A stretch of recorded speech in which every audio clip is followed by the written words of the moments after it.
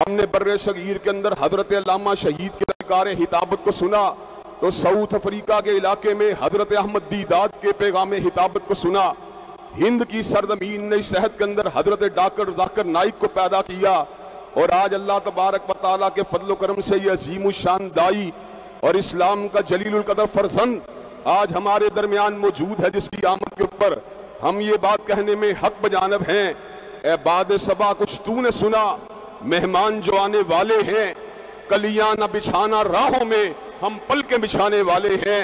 कि उसके बाद दाई इस्लाम और इस दौर के अंदर बहुत बड़े इस्लाम के हतीब और दाई अल्लाह के फजल करम से आपके सामने अपने इरशादात आलिया को रखेंगे। हजरात गिरामी के डॉक्टर साहब MBBS डॉक्टर हैं, अगर इन्होंने अपने उस पेशे को अडॉप्ट किया होता तो मुंबई के अंदर बहुत से लोग उनके चाहने वाले होते, लेकिन उस मुंबई से बाहर कोई उनसे प्यार और मोहब्बत करने वाला मौजूद ना होता। डॉक्टर जाकिर नाइक की दावत अल्लाह के फजल करम से हिजबियत की दावत नहीं, पार्टी बाजी की दावत नहीं, गिरोहबंदी की दावत नहीं। डॉक्टर साहब ने जब भी बात की है या रब के कुरान की बात की है या कमली वाले की सही हदीस की बात की है, और इंशाअल्लाह ये वो बात है जिसका इजहार वो दीगर मज़ाहिब के मामलात में भी करते रहते हैं। तालू इला कलिमतिन सवाइन बैनना व बैनकुम अल्लाह नाबुद इल्लल्लाह, कि हमारे दरमियान नुक्ता इश्तिराक जो मज़ाहिब को मुश्तमे कर सकता है वो अल्लाह की तौहीद है, और वह नुक्ता इश्तिराक जो मसालिक को मुश्तमे कर सकता है वो या रब का कुरान है या काली कमली वाले का फरमान है। डॉक्टर साहब आपका ये छोटा भाई अल्लाह के फजल करम से इसके अंजाम की परवाह किए बगैर और मुकदमात और सहूलतों की परवाह किए बगैर मैदान के अंदर उतर आता है। आज हम ये बात समझते हैं कि आपकी आमद ने एक फंडामेंटलिस्ट मुसलमान के अंदर जो ट्रेड्स होने चाहिए उनको वादे कर दिया। आपने पर्दे पर समझौता नहीं किया, आपने औरत की सरबराही के हक में फतवा नहीं दिया, आपने सेकुलरिज्म के हक के अंदर अपना वतन नहीं डाला। डॉक्टर जाकिर नाइक साहब ने अपना वतन अगर डाला है तो काल अल्लाह व काल रसूल के हक में डाला है, और हमें अल्लाह के फजल करम से अपने इस बड़े भाई के ऊपर फख्र है। मैं अपने बड़े भाई और उम्मत के जलील कदर फरजंद और इस दौर के एक अजीम दाई हजरत डॉक्टर जाकिर नाइक की खिदमत में मुल्तमिस हूँ कि आप अपने इरशादात आलिया को इस वक्त अवाम के सामने रखें। आपके सामने कुरान और सुन्ना मूवमेंट के नुमाइंदा अहदेदारान यहाँ पर मौजूद हैं जो पूरे मुल्क में किसी सेकुलर जमात की हिमायत नहीं करते, बल्कि इनका एक ही मकसद है जमीन के ऊपर काल अल्लाह व काल रसूल की आप यारी होनी चाहिए। वाखिरु दावाना अल्हम्दुलिल्लाहि रब्बिल आलमीन। मैं इल्तिमास करता हूँ जनाब डॉक्टर जाकिर नाइक हाफिज़हुल्लाह से कि अपने इरशादात आलिया से आप अल्हम्दुलिल्लाह वस्सलातु वस्सलाम अला रसूलिल्लाह व अला आलिहि व अस्हाबिहि अजमईन, अम्मा बाद, औज़ु बिल्लाहि मिनश शैतानिर रजीम, बिस्मिल्लाहिर रहमानिर रहीम, वातसिमू बिहब्लिल्लाहि जमीअन वला तफर्रक़ू, रब्बि इश्रह ली सदरी व यस्सिर ली अमरी वहलुल उक़दतम मिन लिसानी यफ़क़हू क़ौली। मेरे मोहतरम मशाइख़, मेरे मोहतरम बुज़ुर्गों और मेरे अजीज़ भाइयों, अस्सलामु अलैकुम व रहमतुल्लाहि व बरकातुहू।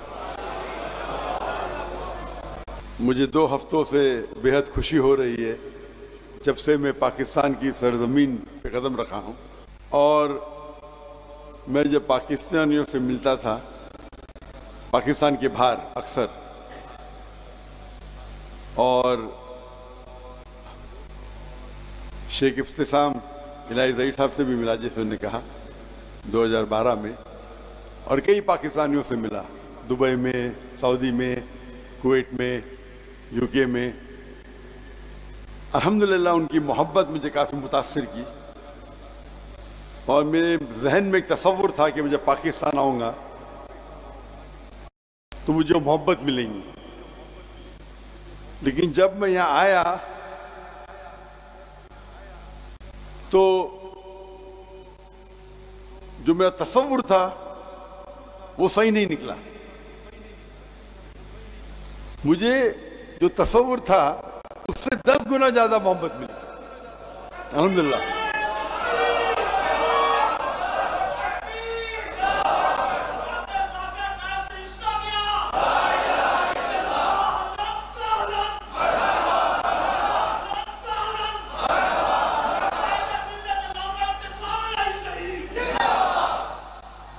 और जो मैंने देखा कराची में और लाहौर में, हम जब एयरपोर्ट से निकले तो मरकज़ अहले हदीस गए, उसके बाद रावलपिंडी तबलीग जमात के वहाँ गए, मौलाना तारी जमील के वहाँ गए, आज हम डॉक्टर इसरा अहमद की तंजीम में गए, जामिया अशरफिया गए और अब यहाँ आ रहे हैं और बीच में लेक व्यू की मस्जिद गए। और जो मोहब्बत देखा,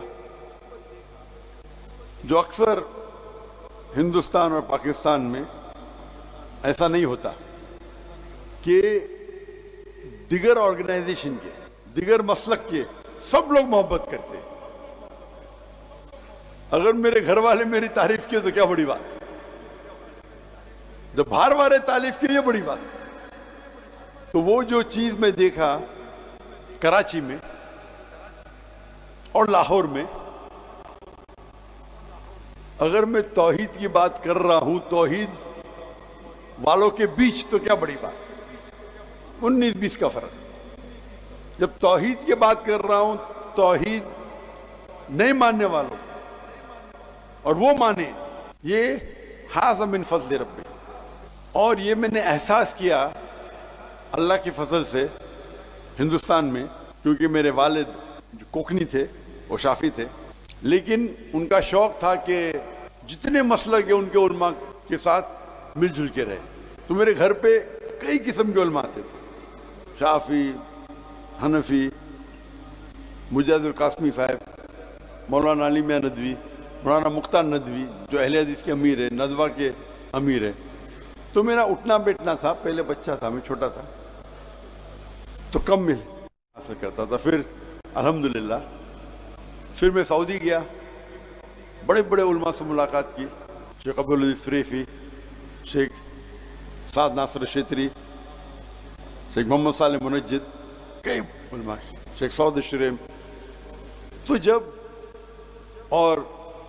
जब मैं पढ़ाई की, डॉक्टर जिनने जामे कामिल लिखी, जो हिंदू थे और अल्लाह ने उन्हें हिदायत दी, बाद में वो मदीना यूनिवर्सिटी के डीन बने, डॉक्टर ज़िया रहमान आज़मी, वो हदीस में मेरे सबसे पहले उस्ताद थे। जब मैं ऊंचे लोग से मिलता था, मैं समझता था कि वो असल में दीन की दावत देते थे, अल्लाह की तरफ और अल्लाह के रसूल की तरफ, अपने तरफ कभी नहीं, ना अपने हिस्ब की तरफ, ना अपने ऑर्गेनाइजेशन की तरफ।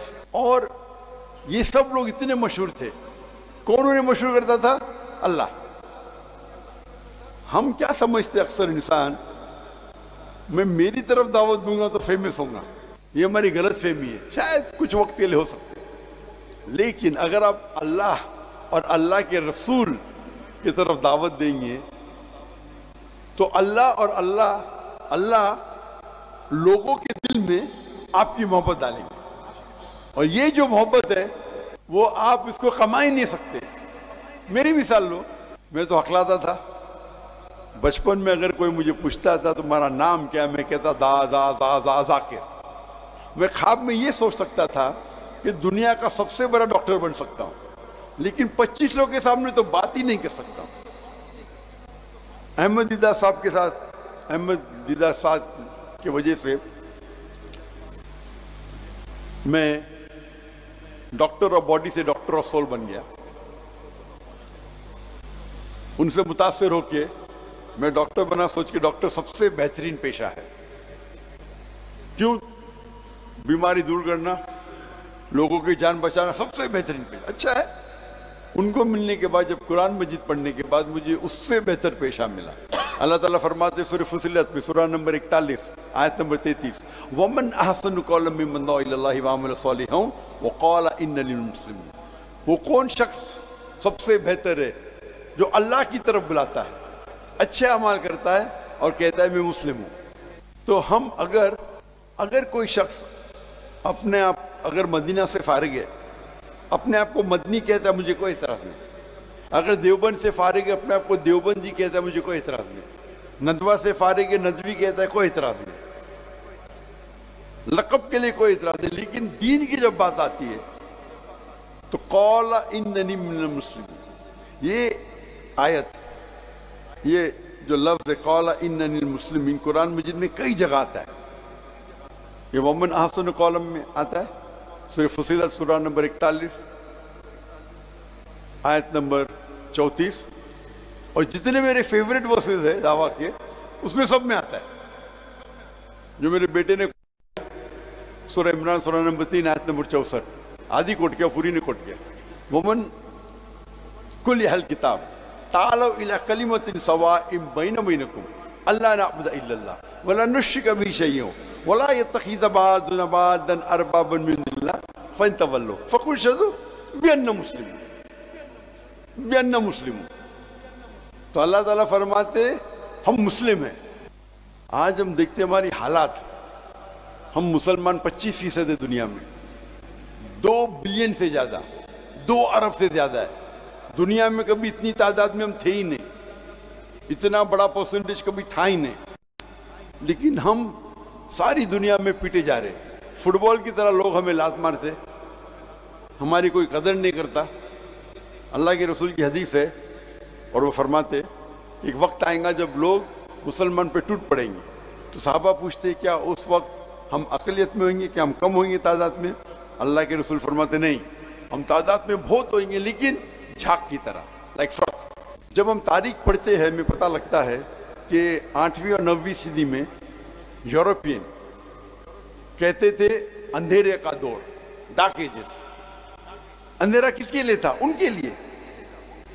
उस दौर में मुसलमान ने जो तरक्की की साइंस और टेक्नोलॉजी में, अगर आपको साइंस पे तहकीक करना है उस वक्त आपके लिए लाजिम था कि आप अरबी जबान पे महारत पाए, क्योंकि अरबी जबान उस टाइम उरूज पे थी, हम मुसलमान उरूज पे थे।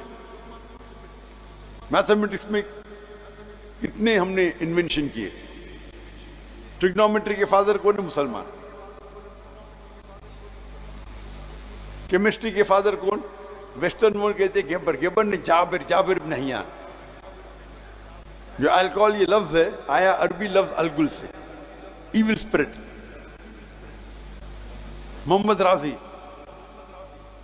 अली इब्न सीना, कई आप नाम देखेंगे।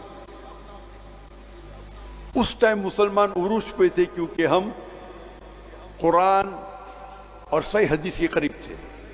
आज अल्लाह ने हमें दौलत दी है।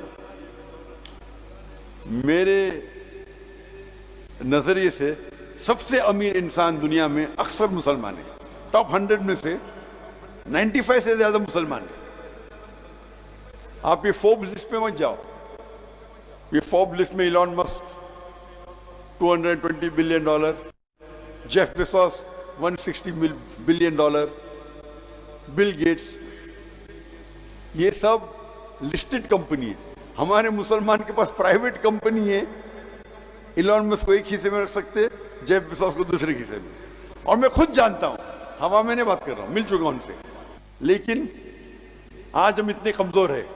1 साल से ज्यादा हो चुका है गाजा पे हमला हो रहा है और हम कुछ नहीं कर सकते सिर्फ बात के अलावा। ये हाल हमारे मुसलमान का है क्योंकि हम कुरान और हदीस से दूर हो गए। जब गैर मुसलमान ये नहीं देखता है कि मेरे सामने देवबंदी है कि बरेलवी है कि अहले हदीस है, क्या शिया है क्या सुन्नी, मुसलमान है तो पीटो। हम अगर एक हो जाएंगे हम स्ट्रांग फोर्स होंगे। मैं ये नहीं कह रहा हूं आपसे कि आपकी जो तहकीक है उस पर अटल रहिए, कुरान और सही हदीस की दावत दीजिए। हम जब देखते हैं ये दिगर मसलक है, इसमें 95% यकसानियत है और जो इख्तिलाफ है वो 2%, 3%, 4%, मैक्सिमम 5%। और ये इख्तिलाफ भी जो है अक्सर अफजलियत पे है, हराम हालत पे बहुत कम है। जैसे कि मेरा बेटा कह रहा था, नमाज पढ़ने पे जोर दो, रफतन करना चाहिए नहीं करना चाहिए आप तहकीक करो। आपको लगता है रफतन करना चाहिए, करो। दूसरा मुसलमान नहीं करता है, सब मानते हैं कि आपकी नमाज कबूल होगी। अगर हम ये कहेंगे कि मैं हमेशा कहता हूं मैं भी सही हूं, लेकिन अक्सर मुसलमान कहते हैं मैं ही सही हूं। जब गैर मुस्लिम की बात आती तो मैं हमेशा कहता हूं इस्लाम ही सही है, उसमें कोई दो राय नहीं। तो मुसलमान बात करते मैं कहता हूं मैं भी सही हूं, तुम भी मुस्लिम मैं भी मुस्लिम। इख्तिलाफ है अफजल क्या चीज है, और अफजल के लिए अगर फितना पैदा करेंगे तो कुरान में लिखा है फितना कत्ल से ज्यादा खराब है, गुनाह कबीरा। हाँ कि नहीं? तो जो अफजलियत पे मैं कभी भी नहीं कहता कॉम्प्रोमाइज करो। मैं तो अल्हम्दुलिल्लाह, आप अक्सर लोग मुझे जानते नहीं होंगे, जहां तक कि दीन का मसला में कॉम्प्रोमाइज करता ही नहीं हूं। चाहे मिनिस्टर हो, कोई भी हो, प्राइम मिनिस्टर, प्रेसिडेंट, मैं दीन के मामले में मुस्तब के लिए भी कॉम्प्रोमाइज नहीं करूंगा, वो मेरा अमल है। आप देखते होंगे मैं टाई शर्ट टाई कोट पहनता हूं, मुझे पसंद नहीं। मैं पहनता हूं कि गैर मुसलमान मुतासिर होते, और इस्लाम में इसकी इजाजत है, मुस्तब नहीं है, इजाजत है। कुछ लोग समझते हैं कि टाई सलीब की निशानी है, किधर भी बाइबल में नहीं लिखा है सलीब पहनना हराम है। ये गलत फहमी कुछ मुसलमानों की। मैं पहनता हूं तो कि गैर मुस्लिम मुतासिर हो, अरे कौन है जोकर, टाई पहना है, टोपी पहना है, लेकिन मेरे ठगने के ऊपर है मेरे ट्राउजर।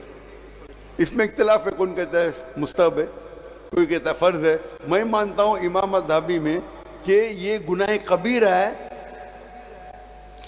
ठकने के नीचे पैर रखना, मैं समझता हूं।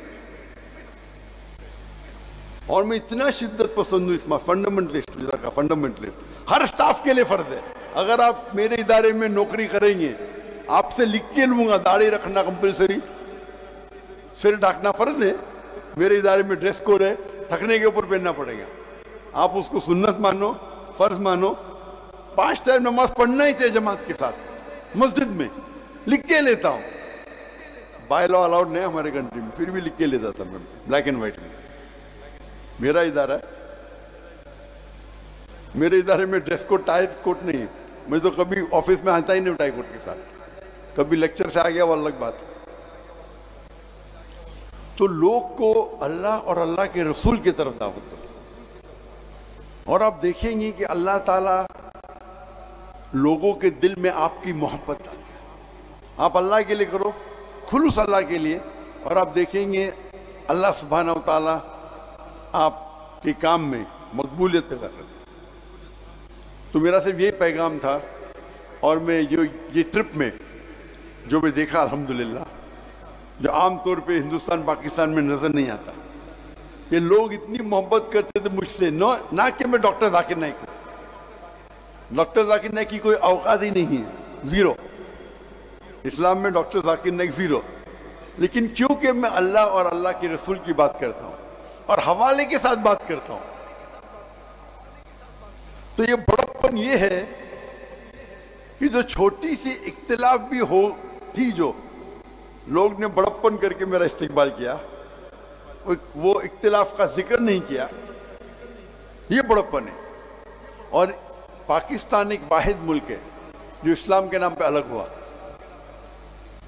अल्लाह ने ये आपको ऑनर दिया है, इज्जत दी है, लेकिन कभी भी इज्जत है उसके साथ जिम्मेदारी लाजिम।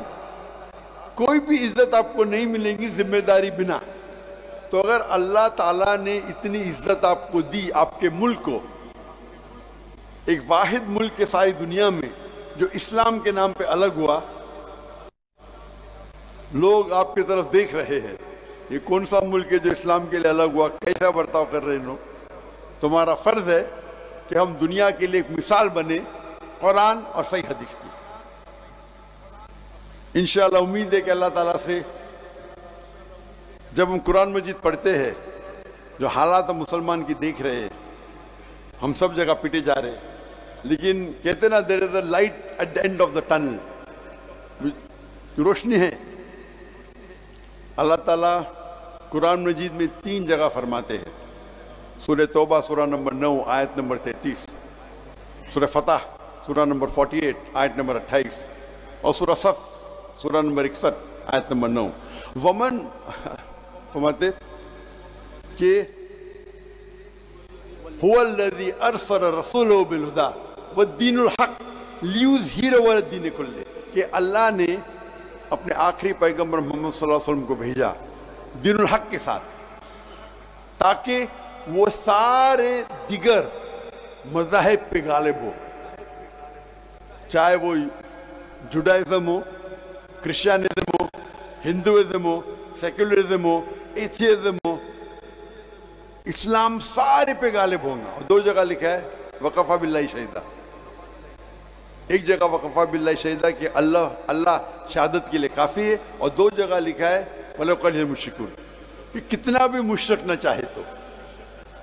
और सही हदीस में आता है कि अल्लाह के रसूल फरमाते हैं कि इंशाअल्लाह आखिरत के पहले 60 साल तक मुसलमान दुनिया पे रूल करेंगे कुरान और हदीस के मुताबिक। वो दौर था जो अल्लाह के रसूल के बाद जो खुलफा राशिदीन का दौर था, जो कुरान और हदीस की रोशनी में जो उन्होंने रूल किया। इंशाअल्लाह इंशाअल्लाह पता नहीं कब होगा, तारीख नहीं लिखी है, 2 साल बाद, 10 साल बाद, 100 साल बाद, लेकिन ये हदीस में है, हम इसे मानते हैं, अल्लाह का वादा है कुरान में, और इसीलिए हम कुरान और अल्लाह के रसूल की तरफ लोग को दावत दे, चाहे हमें फ़ायदा हो या ना हो, दुनिया में फ़ायदा हो या ना हो। अल्लाह ताला फरमाता है अगर दुनिया के लिए आप जिद्दोजहद करेंगे अल्लाह दुनिया देगा, लेकिन आखिरत नहीं, आखिरत के लिए जिद्दोजहद करो, आखिरत भी देगा और दुनिया भी देगा। इस छोटे से पैगाम के साथ मैं मेरे छोटी तकरीर को ख़त्म करता हूँ। वाखिर दावाना अल्हम्दुलिल्लाह रब्बिल आलमीन।